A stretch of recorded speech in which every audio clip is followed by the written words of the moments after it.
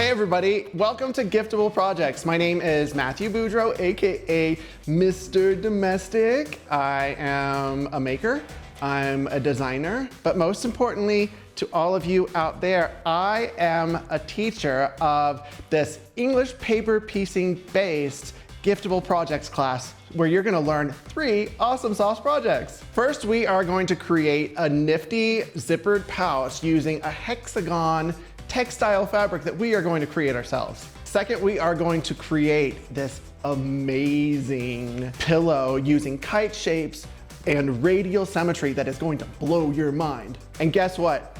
I am going to teach you fussy cutting to take this project to the next level. And the final project, I am going to show you how to make this super colorful tote using the Curvilicious clamshell.